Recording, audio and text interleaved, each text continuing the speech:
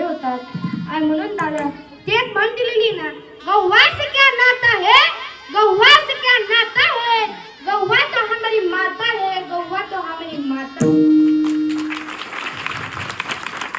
म्हणून सांगते दादा, गोमातेचे रक्षण करा। आपण मेन गोष्ट म्हणजे आईने त्यांची सेवा करायची। अरे एका ज्याला हात नाही त्याला विचारा हाताची किंमत, ज्याला पाय नाही त्याला विचारा पायाची किंमत, ज्याला डोळे नाही त्याला विचारा डोळ्याची किंमत। आणि मेन गोष्ट म्हणजे दादा, ज्याला आई वडील नाही ना त्याला विचारा आई वडिलांची किंमत। अरे याला 4 वर्षाचा पोरगा होता, त्याची आई लहानपणीच वारली। त्या बापाने अजून 6 महिन्यात लग्न केलं। त्या पोराला सावत्र आली। मुलगा 5-6 वर्षाचा झाला, तेवढा ताईने त्याच्याकडनं धुणं धुवून घ्यायची, पोछा मारून घ्यायची, झाडू करून घ्यायची, सगळे कामं त्या पोराकडनं करून घ्यायची। एके दिवशी बापाने प्रश्न केला, बाळा तुला ही आई आवडती का पहिली आई आवडती? बाळा बाबा मला ही आई आवडती, पहिली आई नाही आवडत। बाबा बस काय रे बाळा, पहिली आई कसं काय, पहिली आई का आवडत? बाबा ही आई खरं बोलती, ती आई खोटं बोलायची। बाबा मला कसं काय सांग बरं? तेव्हा बाबा सांगतो, तेव्हा बाळा सांगतो, बाबा मी जर आता बॅट बॉल खेळायला जातो ना, तेव्हा आई मला म्हणते तू घरी ये, तुला जेवायलाच देत नाही। आणि खरंच मी घरी आल्यावर मला जेवायला देत नाही बाबा, खरंच मी घरी आल्यावर जेवायला देत नाही।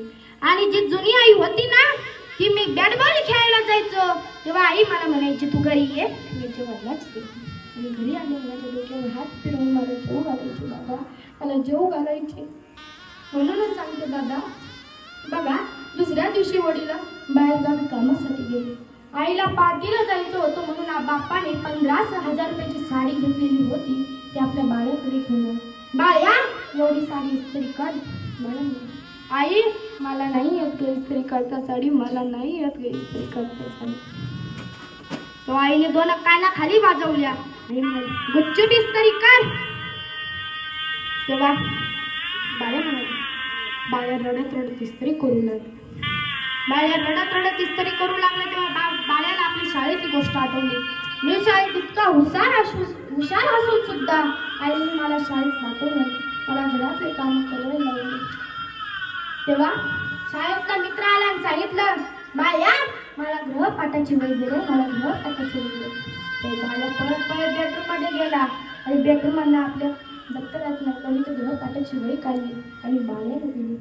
बाळ्याला दिल्यानंतर बाळ्या धावत धावत आपल्या मित्राकडे गेला, हे घे मित्रा तुला गणित गृहपाठाची वही दिली। आणि इकडे ती साडीवर इस्त्री ठेवली होती ना, तोच वास त्या नागिनीपर्यंत गेला। नागिन धावत धावत आली, बाळ्या इकडे ये, काय केलंस तू? बाळ्या धावत धावत आला आणि म्हणाला, आई काय केलं ग मी? तेव्हा आई म्हणाली, खाली वाक। बाळ्या खाली वाकला। बाळ्याला वाटलं आपल्याला आईने पाया पडायलाच लावले का? तेव्हा आईने ती गरम इस्त्री घेतली आणि त्याच्या पाठीवर ठेवली।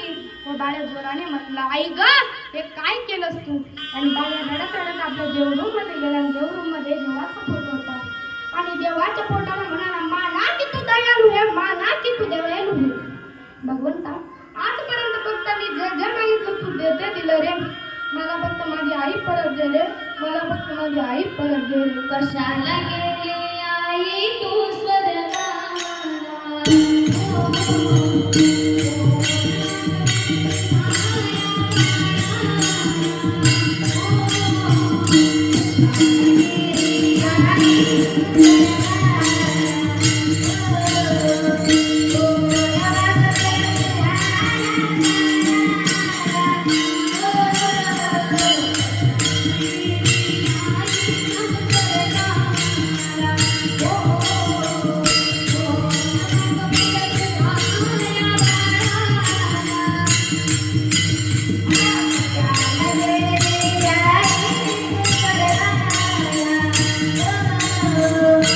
Oh